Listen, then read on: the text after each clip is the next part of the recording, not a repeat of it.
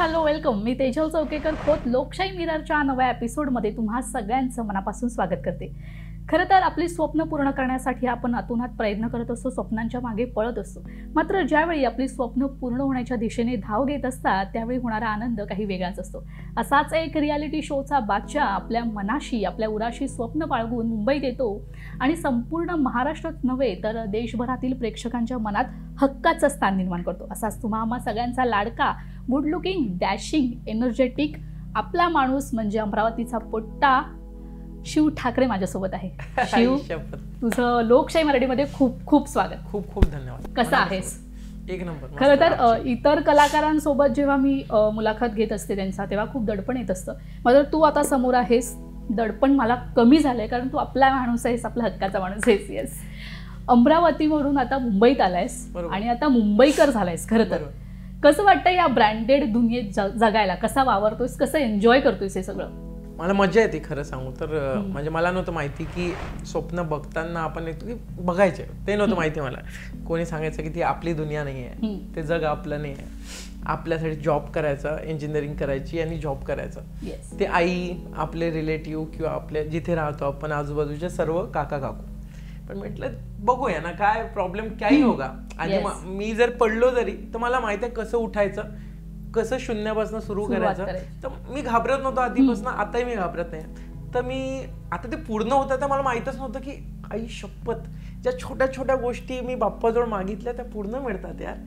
आणि मला माहीतच नव्हतं की असं होतं. आणि ज्या गोष्टी कदाचित असं मी स्वप्नातही हसायचो, म्हणजे मला वेडे म्हणायचे आई वगैरे. मी झोपेत 3-3, 4-4 वाजता वेगळं हसत होतो काहीतरी. मी बापरे म्हणजे काहीतरी गोष्टी असतात की आपण स्वतःला हिरो म्हणून कुठेतरी ठेवतो, किंवा एखादी फिल्म बघतो किंवा एखादा शो बघतो, त्या शो मध्ये त्याच्या जागी आपण ठेवून बघतो. आणि आपण असं केलं असतं ना, आपण स्वतःच काहीतरी थोडी स्माइल करतो. 2च वेळा स्माइल करतो, एकदा गर्लफ्रेंड सोबत बोलताना, एकदा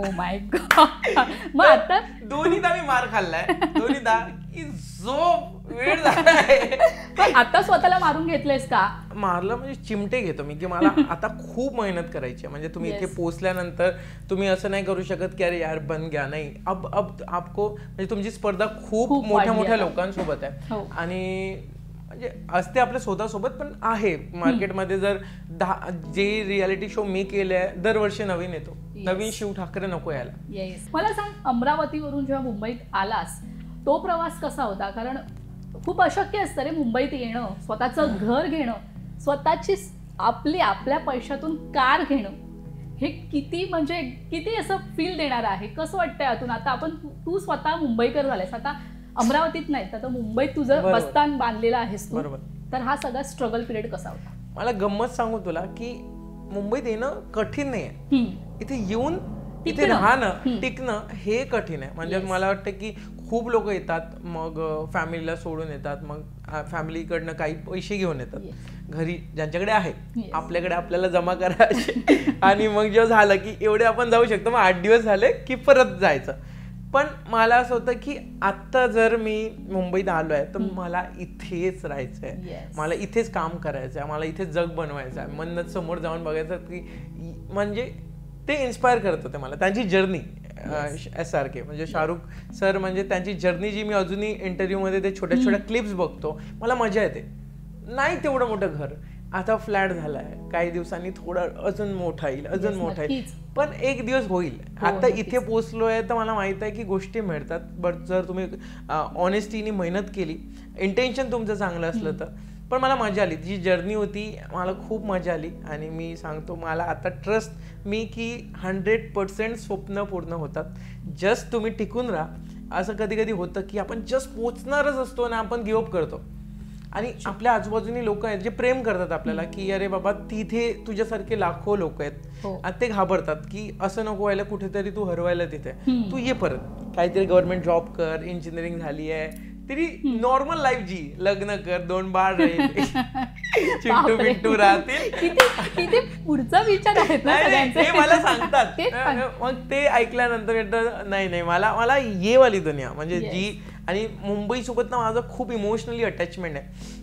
म्हणजे जेव्हा मी फर्स्ट डे जेव्हा 10th मध्ये होतो तेव्हा आलोय ना, तर मला असं नाही की फक्त आवडते, मला कोणी काही बोललं, चुकून काही झालं तर मी असा येऊन जातो समोर की भाई प्लीज. ही आता माझं घर झालंय, पण मला प्रेम आधीपासून आहे आणि माझ्या आईसारखं मला वाटते की, आणि मी ऐकलं होतं खूप की जेव्हा तुम्ही मुंबईवर प्रेम करताना आणि तुम्ही मेहनत करताना, ज्या दिवशी तुम्हाला मुंबईने जवळ घेतलं ना, ती कधीच उपाशी नाही आणि कधी सोडणार नाही तुम्हाला, आणि कामं तुम्हाला कमी नाही पडणार. मी इथे ट्रस्ट मी की मी त्या ज्या दिवशीपासून ते एक एक शो करतोय ना, मला खूप प्रेम मिळतंय, खूप काम आहेत, असं आहेच नाही की काम नाही आहे, आणि मला मजा येते. नक्कीच शिव, आता खूप कामं मिळत आहेत, म्हणजे स्वतःसाठी किती वेळ काढतोयस. आणि मला आधी सांग की तुला मी मागे घेऊन जाईल, ज्यावेळेस आधी मुंबईत तू यायचास ऑडिशनसाठी, कसं, कुठे राहायचास, काय खायचास, काय स्ट्रगल पिरियड होता ऑडिशनच्या टायमाला, आणि आता कामावर काम येत आहेत, काय फरक जाणवतोय? मला आठवतं की तो स्ट्रगल नाही, ते एक पेशन्स मुंबई चेक करते, तर तुमचं स्वप्न चेक करतो की हा त्या लायक आहे नाही आहे, किती जिद्दी आहे हा. तर मी खूप इंटरव्ह्यूमध्ये सांगितलं, माझे लोक बोर होतील ते मला प्रेम करते, पण मी शॉर्टकटमध्ये सांगेल की मला नेहमी मी सांगतो की MLA हॉस्टेलला राहायचो, किंवा मग 300-400 रुपयात बेड मिळतो एक, तर तिथे राहायचो, पण मला तेव्हाही तेवढीच मजा येते जेवढी आज येते. मस्त फॅशन स्ट्रीटचे कपडे घालून हिरो बनून जायचं, तिथे गेल्यानंतर माझी वाट लागायची, घामानी आपण भरून जातो. आता कार आहे आपल्याकडे, तेव्हा लोकलनी जाऊ दे 10 जायचे, 10 रुपये यायचे, आणि कधी कधी विचार करायचं की बस घेऊ, नाही सोड बसमध्ये जास्ती घामेल, आपण रिक्षा घेऊया. आणि तो रिक्षा त्या आरामनगरमध्ये पोहोचेपर्यंत ना तो वाढतो ना फास्ट, एक तर रिक्षावाले पण कुछ बटन तो नाही आहे भाई, काही आहे का बटन लावलेली, काही नसते, पण ते पैसे वाढत असतात ना. मग आरामनगर जर तिथे आहे ना थोडा, तर दादा यहाँ पे ते 20 रुपये मला अजून कुठे यूज करायचे, पण मला वाटतं ती मजा होती, ते मी खूप एन्जॉय केलंय. आणि आता तीच म्हणजे मी आताही करतोय, फक्त काही गोष्टी चेंज झाल्या. तेव्हा मी रिक्षामध्ये बसून दुसऱ्यांची कार बघायचो की यार यांना पावसी नाही लागत ना, यांचे कपडे खराब नाही होत, एक दिवस आपली होऊन जाईल. पण कार आल्यानंतर यार डिझेल जास्ती लागेल ना, मग तोही विचार आपण करतो ना, मिडल क्लास फॅमिली. म्हणजे इकडे तू 20-100 रुपये देतोय, पण तू 1000 रुपयाचा का खर्च करशील, मला तेवढं कमवावं लागेल आपल्याला. पण देवानी 2-3 गोष्टी दिल्या मला, तर मी ती गोष्ट पण एन्जॉय केली. फक्त काही दिवस चेंज झाले, फक्त एवढं की मेहनत मला करायची, अजून खूप करायची. मेहनत तर आहेच, आणि हाच तर फरक आहे, ट्रेन, रिक्षा आणि आता स्वतःची कार. म्हणजे काय, शिव ठाकरेच्या सोबत बाप्पाचा आशीर्वाद आहे. गणपती बाप्पा बद्दलची श्रद्धा तुझी अफाट आहे, आध्यात्मिक आहेस तू. काय सांगशील, बाप्पाची आवड कधीपासून आहे, लहानपणापासून? कारण तू स्वतः मला वाटतं सिद्धिविनायक पर्यंत चालत गेलायस, म्हणजे हे तर खूपच झालं.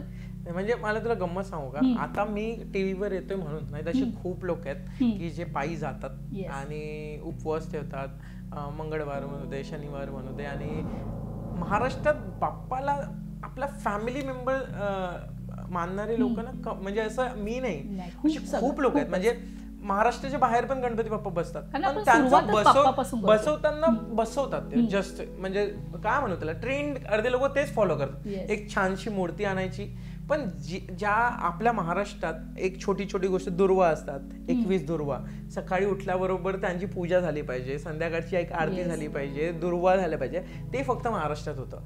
आणि ते मला असं वाटतं की जे लहानपणापासून आपल्या घरी 10 दिवसाचा गणपती बसतो ना, तेव्हा तो ना बाप्पा नसतो, देव नसतो, तो कोणीतरी फॅमिली मेंबर असतो. तो जाताना आपण इमोशनल होतो. आणि मी नाही, म्हणजे तू बघ ना, आपण सर्वच ऑफिसमध्ये बसत असेल लोकशाहीच्या, तो तेवढाच इमोशनल होतो आपण की यार हे तर माहिती आहे, दरवर्षी येतात, 1.5 दिवसाचा, 1 दिवसाचा, 10 दिवसाचे बसतात गणपती आणि जातात, पण तरी इमोशनल काय होतो आपण. आणि मस्त काहीतरी ते फेस्टिवल असतं आपलं, तर मला माहिती नाही, पण त्यांच्यासोबत मी खूप शेअर करतो, आताही शेअर करतो. बाप्पाचं तर तू म्हणालास, मात्र मला सांग, अमरावतीमध्ये तू कसा होतास? आत्ताचा शिव आम्हाला माहितीये फुल डॅशिंग आणि हा सगळा, आम्ही तुला रुडीजमध्ये पाहिलं होतं ना, तो शिव डोळ्यासमोर येतोय की संपूर्ण नाव सांगणारा तो शिव, आणि आत्ताचा शिव पूर्ण खूप ट्रान्सफॉर्मेशन आहे, खूप बदल आहे. काय सांगशील, अमरावतीमध्ये शिव कसा होता आणि रुडीजमध्ये जाण्याचा निर्णय कसा घेतलास? कारण अमरावतीत तू काहीतरी वडिलांच्या पान शॉपवर बसायचास, त्यानंतर डायरेक्ट रुडीजमध्ये कसं काय? नाही, गंमत सांगू का तुला, तेव्हा डॅशिंगच होता, ते समजायचं स्वतःला. तेव्हा काहीतरी येलो टी शर्ट, काहीतरी कपडे घालून मला असं वाटायचं की आपण हिरो बनणार. पण आपण कॉलेज घेत तेव्हा मी डान्स करायचो, तर फर्स्ट इयरला डान्स केल्यानंतर थोडं अटेन्शन मिळतं मुलींचं, आपले टीचर स्टाफ असतात ते थोडं ते शिव कलाकार आहे हे ते, तर मला मजा यायची. तर मला वाटायचं की हे जे आहे ना कॉलेजचं अटेन्शन मिळतं ना हे पुरी दुनिया का म्हणजे मिळणार चाहिए. मग मी प्ले करायचो. एक माझा भाऊ आहे मोठा जो डान्स क्लास घ्यायचा, मग आम्ही प्ले करायचो. प्ले करताना मला वाटायचं की मला मन नाही लागत इथे म्हणजे शिक्षणात, म्हणजे एज्युकेशन मी त्यात करतो. NSD national school of drama किंवा मग इथे पुण्यात एक ही होती जे डिग्री करायला, तर मी ऑप्शन शोधले की आई मी तिथे जातो ना प्लीज यार, चुपचाप इथे इंजिनिअरिंग करायचं पॉलिटेक्निक. इंजिनिअरिंग पूर्ण झालं. हा ते म्हटलं आई मी नाहीये चांगला इंजिनियर यार मी उगाच लोकांचे काम खराब करेन. तर घरच्यांसमोर आपलं चालत नाही. मग ताई आली, मला डिप्लोमा मी केला. मग त्यात मी युथ फेस्टिवल मी करायचो जिथे जिथे काही प्रायव्हेट संस्था होत्या तिथे जाऊन मी प्ले करायचो. आणि मग हळूहळू ऑडिशन कसे द्यायचे, मी मुंबईत यायचो फ्रायडे सॅटर्डे संडे 3 दिवस ऑडिशन देऊन पुन्हा संडेला परत जायचं. तर ते हळूहळू मला वाटलं की हा रस्ता एक आहे. एक दुसरा रस्ता आहे रियालिटी शोचा. आपल्याला जर त्या ऍक्टिंग मध्येच जायचं ना तर असं पण फिरून जाऊ शकतो. एक तर तुम्हाला जर रिस्पेक्ट किंवा खूप अटेन्शन पाहिजे असेल तर एक तर तुम्ही प्रोड्युसर किंवा डिरेक्टरचे मुलं पाहिजे. ठीक आहे, ते नाही आहे. आपले पप्पा एकदम डिरेक्टर प्रोड्यूसर नाही होऊ शकत. तर दुसरं ऑप्शन काय है, तो तुम रियलिटी से अगर जाओगे तो थोड़ा रिस्पेक्ट तो रहेगा आपको मिलेगा. तर मी तो मला माहिती नव्हतं. तर मी 4 वर्ष दिले. कधी कधी स्किप करायचो मी, पेपर जाऊ द्यायचो. आईला सांगितलं मी पेपरला गेलोय, मी पुण्यात जायचो. मी असे पेपर सोडले. आणि ही गोष्ट आईला माहिती, आईला माहिती आता ही गोष्ट, आता माहिती आता शिव्या करतो. पण दरवेळेस आता हा इंटरव्ह्यू आई बघेल आणि शिव्या देते, लाज नाही वाटत. तर म्हणून मी विसरून जातो. तू मला आठवण करून दिली, आता शिवी तर खाणार आहे मी. ठीक आहे, ती सवय झाली मला नक्की सांगा. अरे ती 100% होणार. आणि मला सवय झाली. मला आई लाडानी बेशरम म्हणते. तर मग मला नव्हतं माहिती मी सिलेक्ट होईल. मला सिलेक्ट झाल्यानंतर होतं की बस फर्स्ट टाइम टीव्हीवर आलो मी. माझे मित्र खुश होऊन जातात, आजूबाजूचे जे ज्यांच्या बाईकवर मी जातो, काकू अरे शिव टीव्हीवर आलं एवढंच. इसके बाद और देखेंगे, अजून काहीतरी ऑप्शन असेल. पण मला माहितच नाही की मी कलिंगमध्ये पण सिलेक्ट होईल. मी 2 महिने खूप मेहनत केली. नंतर जेव्हा कलिंग सिलेक्ट व्हायच्या आधी मग मी फिनालेपर्यंत गेलो. मग म्हटलं मग मी दिल्ली एअरपोर्टला गेलो इव्हेंटसाठी. तर मला एक ते पंजाबी पोलीसवाले होते. त्यामुळे मराठी माणूस हो ना, आप मराठी, त्यांना शिव ठाकरे नाव नव्हतं माहिती, हो मराठी आदमी, ते मराठी माणूस फेमस झालं होतं तेव्हा. मला मजा आली यार. तर मग अजून त्यात मग 3 वर्ष मला काहीच नाही मिळालं. मग मिळालं मला मराठी बिग बॉस. आणि मग लाईन सुरू झाली. बट ते असं ना पेशन्स चेक करतात देव बाप्पा. म्हणजे टीव्हीवर येण्यासाठी तू रियालिटी शोचा मार्ग धरलास आणि तो सक्सेसफुल देखील झालाय. शिव, मोबाईलमध्ये काय बघतोस? काय गर्लफ्रेंडचा मेसेज आलाय काय? म्हणजे मला आधी सांग. आता फेमस झालायस, मस्त मुलींच्या क्रश देखील असतील तुझ्यावर खूप साऱ्या. मला आता सांग, फेमस होण्याआधी कोण तुझ्या आयुष्यात होतं का? एक माझं रिलेशनशिप होतं की जे म्हणजे जेव्हा काहीच नव्हतं तेव्हा कॉलेजचं. बट ते असतं ना की जो सच्ची स्टोरी होती पुरी नाही होती.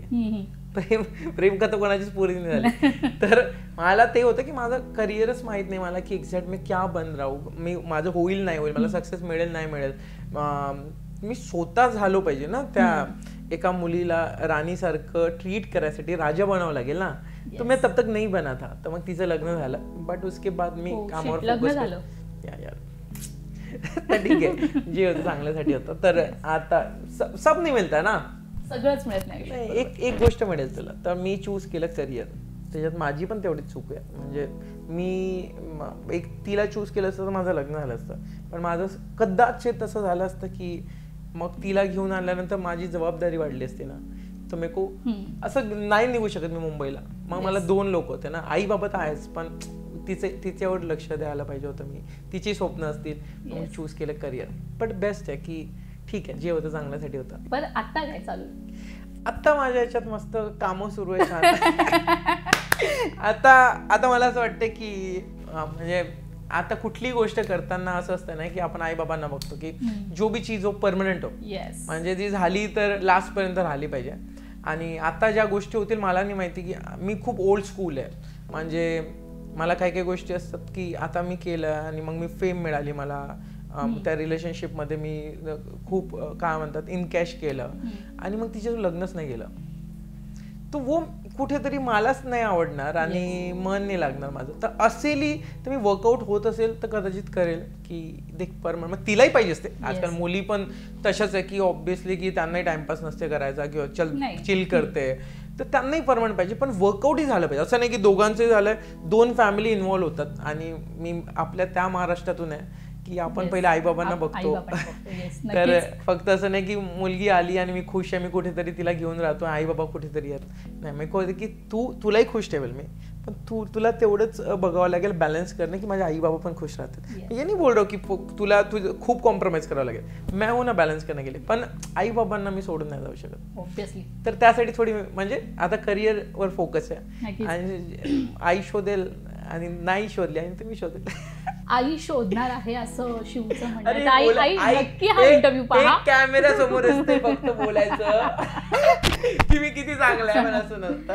आईने शोधली नाही, आपल्याला आवडली नाही तर असं एवढं मी नाहीये की आई तू जे म्हणशील ते, असं नाहीये मी. पण किती इनोसंटपणा आहे शिव. म्हणजे असं होऊ शकतं कॅमेरा समोर मी खूप हिरो बनायला आणि आई जे शोधेल, पण आईने आणलं काय हे बघ ही मुलगी. आई म्हणजे दोनों की सोच नाही शिव. तुझी आई ना म्हणजे बिग बॉस मध्ये आम्ही पाहिलं, मराठी बिग बॉस मध्ये तुझी आई ना आत्ताच्या जनरेशनला मॅच करणारी आहे. कारण आम्ही पाहिलंय बिग बॉसच्या घरात आल्यानंतर आईची जेव्हा एंट्री झाली, बॉस ये मेरा लड़का इससे अच्छे से बात करना है, म्हणजे तो असतो ना तो एक मुलाच्या पाठीशी खंबीरपणे उभं राहणार, ते आम्ही सगळं पाहिलं. आता आई हे सगळं फेम कसं एन्जॉय करते? आईला मुंबई फिरवलीस का? आईला मुंबई फिरवली, पण आईसोबत फिरताना तुला एन्जॉय नाही करतात. म्हणजे आईसोबत तू कारमध्ये बसशील आणि चुकून कोणीतरी 2 लोक धावत आले, तुला कार थांबवायला लागली. मी तशी थांबवतो, पण तरी तुला जाणून ती हात मारून थांबवेल. थांबते, दोघं येतात आहे. मग ते दोघं असल्यानंतर बेटा ये आत ये बस. आणि घरी असले तर त्यांना चाय पाणी होतं आमच्या, आणि रस्त्यात असले तर थांबावं लागतं. म्हणजे आम्ही कुठेही असू दे, आम्ही फिरतोय कुठेतरी, काहीतरी ऍक्टिव्हिटी करतोय, तर आईला असतं की जे लोक येतात त्यांना पहिले त्यांना तू सेल्फी, त्यांच्यामुळे तू झालाय. हा तो प्रायोरिटी होई आहे. तर मग तिला गर्दीच्या ठिकाणी नाही येत, तुला मास्क लावून. मग कुणी असं चुकून बघितलं त्यांनी म्हणायच्या आधीच आई म्हणते ऐक तो बघतोय त्याला फोटो, आई ऐक ना, त्यांना म्हणूच नाही यार. आपल्या आई लोकांचा ना तो अभिमान असतो. तुला गंमत मी खूप सांगितलंय किस्से, पण आमच्या घरी ना कधी कधी माहिती पडतं की शिव आलाय, तर नागपूर यवतमाळ टेम्पो ट्रॅव्हल्स म्हणून कोणी फॅमिली येते. ठीक आहे, आल्यानंतर मी असलो तर मी भेटतो त्यांना छानपैकी. आई मी नसलो तर आई त्यांना बसवते, म्हणजे जेवण करून जा ना. हीच खरंच आहे, फॉर्मॅलिटी नाही करत. मग नाही तुम्ही आता आले ना, आता तुम्हाला जायला पुन्हा 3 तास लागतील. आई आमच्याकडे मेड वगैरे नाही आहे, ती आईच करेल. तिने पोळ्या टाकल्या, 7-8 लोक होते, काही आलू वांग्याची भाजी केली, पोळी चटणी केली, एक वेळेवर पटपट जी करते ती, आणि ते 8-10 लोक. ही एक किस्सा आहे हा. असे खूप लोक आहेत, चहा पाणी. मग ते म्हणते मी गादी टाकून देतो वरती, तुम्ही झोपून जा. अरे आई 10 लोक आहेत ते, म्हणजे आमच्याकडे जागा आहे, पण 10 लोक कशा मॅनेज होतील? आणि कोणी आहे नाही ना. पण इसका ना दिल सच्ची में बहुत बडा आहे. खूप म्हणजे ती विचार नाही करत, होऊन जाईल म्हणते मॅनेज. आपण गादी अशी टाकू आणि सगळे झोपतील असे तसे. आणि कधी 12 वाजले ना ते म्हणजे काकू नाही ना असेच करतात सगळे. किशोरीताई आली होती, किशोरीताईला मग आली तर पुरणपोळी आमच्याकडे ना विदर्भात अशी जाड असते. माझ्याकडे बरी किशोरीताईनी शिव जास्ती होते. नाही तुम्हाला घ्यावं लागेल, तूप टाकलं ते. हो आई घेतो आई थोडं जास्ती होते ना. अरे मला खूप मजा येते. मी जस्ट व्हिडिओ काढत राहतो. किशोरीताई ऑल दी बेस्ट. नक्कीच शिव, या सगळ्या गप्पा तर आपल्याला करायच्याच आहेत थोड्याशा, जास्त वेळ नाही घेते तुझा. पण एक गेम आहे आमच्याकडे, तो गेम खेळायचा आहे, नेव्हर हॅव एव्हर. तू ह्या गोष्टी केल्यास का? ओके. कधी स्वतःला गुगल केलंयस का? मी रोडीजला होतो ना, तेव्हा माझे मित्र होते आणि यार शिव सिरी वगैरे काही सांगत नाही रे. विचारलं तर आम्ही शिव ठाकरे कोण आहे, अरे सांगेल रे. नाही पण हॅलो सिरी. मग माझ्यासमोर ते रात्री आम्ही बसलो, माझे इंजिनिअरिंगचे फ्रेंड विमाननगरमध्ये राहायचो आम्ही, सगळे चिडवत होते. म्हणजे थांब रे थोडा दिवस, रोडीच झालं होतं ना, म्हणजे सांगेल. मग मी नंतर एकट्याच गेलो, सिरी शिव ठाकरे. सिरीने मला उत्तर बरोबर काही दिलं नाही. म्हटलं सिरी तू थांब, काही दिवस थांब, नाही. आता मध्ये त्यांना म्हटलं की कप्या ऐक ना, कपिल नाव आहे त्याचा, कप्या एक बार सर्च मार ना, तेरा भाई दिखेगा गूगल पे. अब 4 आहे, दिसला नाही 4 आहे. कधी विदाऊट तिकीट प्रवास केलायस का आता फेमस झाल्यानंतर? नाही. भीती वाटते मला, पकडलं 4 लोक करतील. शिव ठाकरे तुम्ही तुमच्या घरी, आम्ही आमची ड्युटी करतोय. पण कधी जेव्हा आपण तिकीट काढत असतो तेव्हाच TC येऊन थांबतात आणि अख्खा त्यांचा ग्रुप असतो समोर. मला ना काय झालं होतं, माझं वेटिंग होतं आणि माझं जे मध्ये एक सर आहेत ते मला वेळेवर TCशी बोलून करून देतात, फाईन वगैरे जे असतात ते भरून. आता ते 1-2दा झालं, मला खूप अर्जंट होतं, मला घरी जायचं होतं आणि परत दुसऱ्या दिवशी शूट होतं. तर त्या दिवशी ना मी बॅग घेऊन ना, मला सीट नाही मिळाली फर्स्ट क्लास, की मला दे ना सेकंड थर्ड कुठली पण दे. आणि फ्लाईटचा आमचा खूप लॉंग रूट आहे तो. तर मी बसलो गाडीत आणि TC यायची वाट बघत होतो. ते येणार होते, त्यांचा नंबर पण होता, म्हणजे शूट 5-10 मिनिटात येतो. पण तेव्हापर्यंत दुसरे TC आले जे मला नव्हते ओळखत आणि 4-5 लोक आले, शिव ठाकरे. आता ते शिव ठाकरे फोटो घेतात तसेच थांबले माझ्यावर, मुली होत्या छान छान क्यूट आणि TC म्हणतात तिकीट. म्हटलं हो 1 मिनिट. आता त्यांच्यासमोर कसं मी त्यांच्याशी बोललोय, तर तेव्हा मला कसं तरी म्हटलं सर 1च मिनिट, या सरांची बोलणं झालंय. मग साईडमध्ये थोडं या ना साईडनी, म्हणजे काही प्रॉब्लेम नाहीच आहे, पण असं ते सगळे लोक प्रेम करणार, आता कसं म्हणू मी, कसं थोडं. कधी हॉरर एक्सपिरियन्स आलाय का शूट करताना, शूटिंग करताना? गोव्याला गेलो होतो मी फर्स्ट टाइम कोविडमध्ये. फर्स्ट टाइम, तू ट्रस्ट नाही करशील की फेक राही येतो. मी फर्स्ट टाइम जे कोविडमध्ये तब मला इमॅजिन केलं होतं मी गोवा की बीच पे मस्त अच्छी लडकी होगी, फॉरेनचे लोक असतील, तर असंच गोवा इमॅजिन कर. मुलगा आहे मी. तर त्याच्यानंतर मी गेल्यानंतर मला दिसले 2 डॉग. म्हटलं किती रे बाकी, बरं कोविड आहे, पुरा बीच खाली, पब खाली, काही मी असं गोवा बघितला. त्याच्यानंतर डेल्टा म्हणून काहीतरी एक हॉटेल होतं, रात्री गेलो. त्याच्यानंतर मला ना जस्ट एक लाईन गेली तिथली, तर मी फोन केला रिसेप्शन, म्हटलं सर लाईन गे, 5 मिनिट हो गए. नाही आ जाएगी, कुछ टेक्निकल प्रॉब्लेम. तर आपला कूलर बंद केल्यानंतर आवाज येतो, लाईन गेलं भूर. तर ACच्या ना डक्टिंग मधून आवाज येतो. मला म्हटलं काहीतरी टेक्निकल असेल काहीतरी. मी खूप घाबरतो अंधाराला, भूताला वगैरे खूप. आता तर मी स्ट्रॉंग झालो थोडा बहुत, असं सांगावं लागते कॅमेऱ्यासमोर. मला ना वाटलं शूज पडला कुठेतरी, तर मी शूज परचेसच नव्हता केला, वरून कसा पडणार आहे. मी उठलो तर इथे छोटे फ्रीज असतात ना हॉटेलमध्ये, तिथून ना असा आतून आवाज येतोय. मी म्हटलं आई शपथ. आणि माझ्यासोबत जो होता तो छोटा, म्हणजे माझा भाऊ, म्हणजे काम सांभाळत होता पण छोटा होता. आता मी नाही म्हणू शकत ऐक ना राज बघ समोर. मला मोठं व्हावं लागलं. आई नव्हते, आई ऐक, आई नव्हती. मी सगळं कोण आहे तिथे, बैताड आहे का? ती भीती होती ती कन्वर्ट केली मी रागात. तर भाई त्याच्यानंतर मला माहित पडलं की जी रूम मला दिली होती तिथे कोणतरी फाशी घेतली होती. त्या फ्लोअरवर खूप आवाज येत होता आणि त्यांच्या कोविडमध्ये बिझनेस ठप होता ना, त्यांनी ते रूम्स पण देणं सुरू केले. मला जाताना ते एअरपोर्टला गाडीने ड्रॉप करत का. म्हटलं आई शपथ भाई, गोवा पहिल्यांदा गेलो, जे बघायला गेलो ते तर दिसलंच नाही, दुसरंच काही दिसलं. मस्त किस्सा होता हा, खूप छान. शाळेत असताना कधी वर्गाच्या बाहेर उभं केलंय का, शिक्षा दिली का? बाप रे, म्हणजे मी दिसायचो बाहेर. मी आणि माझा मित्र होता. कधी कोणत्या फिमेल सेलिब्रिटीला स्टॉक केलंयस का? सब करते. क्या बात आहे. कधी कोणत्या अनइन्व्हायटेड ठिकाणी गेलायस का? येस, लग्नात आता नाही गेलोय मी. इंजिनिअरिंग जेवण करायला. हेच उत्तर हवं होतं. 4-5 माझे मित्रांनी. मी कधी कोणत्या मुलीने तुला फ्रेंड झोन केले का, म्हणजे टाळाटाळ केली का तुम्ही? म्हणजे असं नाही की मी बाबा ग्रेट असं काय नाही, पण मी पहिलेच कल्टी मारतो. नको चुपचाप क्लिअर रख, नाही तर जय हिंद जय महाराष्ट्र. येस. हॉटेलमध्ये जेवणानंतर कधी ती बडीसोप असते ना, ती टिश्यू मध्ये पेपर मध्ये टाकून निघून गेलायस का? खूपदा. आणि 1-2दा लपून, 1-2दा डिरेक्टली. म्हटलं ती आहे का, मग त्यांनी 2दा दिले, मी तर एकदाच. खूप थँक्यू, खूप मजा आली आणि खूप खरी उत्तर, खूप मजेशीर उत्तर होती. बरं मला सांग, हिंदी बिग बॉस मध्ये गेल्यानंतर तुझी बॉन्डिंग अब्दू बरोबर खूप छान झाली होती, तर त्याला कधी अमरावतीत घेऊन गेलायस का, म्हणजे अमरावतीचं काही खायला घातलंयस का, मराठी शिकवलंयस का त्याला बोलायला? त्याला मराठी, त्याला आई शपथ येते, आई शपथ येते त्याला. माझा आई शपथ खूप निघायचं, तर तो सेम अजूनही बोलतो आई शपथ. तर त्याला मिनिंग, म्हणजे त्याला माहिती कुठे यूज करायचं ते. अजून पांड्या, जे आपले मराठी काही आपण बोलतो ना, ते वर्ड माहिती आहे त्याला. तो मॅक्स माझ्यासोबत राहायचा ना, आम्ही काही गोष्टी किस्से करायचो, तर अजूनही तो बोलतो. आम्ही बोलत असताना ना व्हिडिओ कॉलवर वगैरे तो वर्ड यूज करतो, आई शपथ. बस ये. बरं मला सांग, रियालिटी शो झाले, झलक दिखला जामन, रुडीज म्हण, big boss Marathi, big boss Hindi, ह्या सगळ्या रियालिटी शो, खतरों के खिलाडी, ह्यामध्ये सगळ्यामध्ये रियालिटी शो झालेच. मात्र आता आम्हाला तुझे जेव्हा मी सोशल मीडिया पाहतो तेव्हा कमेंट्सवर आम्हाला दिसतात की आता आम्हाला तुला बॉस चित्रपटात बघायचं, मूवी पाहिजे, मूवीमध्ये आम्हाला शिव ठाकरे दिसला पाहिजे. तर पुढची काय स्वप्न आहे, कधी दिसणार आहे आम्हाला शिव ठाकरे मोठ्या पडद्यावर? तर त्याच्या मागे कुठली गोष्ट आहे, थोडा पेशन्स, थोडा वेळ घेतो. तर ते सुरू आहे, तो वाला टाइम सुरू आहे आता. कदाचित काही दिवसात तेच येईल, पण काय येईल, कसं येईल ते मी पूर्ण डिटेल, मला असं वाटतं पूर्ण चित्रपट झाला आणि तुम्ही बघितला, तुम्ही मला रिव्ह्यू द्याल नाही शिव चांगला आहे, तेव्हा मी नक्की सांगेन. तू इथे आलास तुझ्या बिझी शेड्यूल मधून वेळ काढून, त्यासाठी खूप खूप खूप thank you. Thank you so much. Thank you. Ganpati Bappa Morya. Lokshahi Mirror या विशेष कार्यक्रमात वेळ झाले इथेच थांबायची. पुन्हा भेटूया नवीन कलाकारासाठी. तोपर्यंत तुम्ही कुठेही जाऊ नका, पाहत रहा लोकशाही मराठी.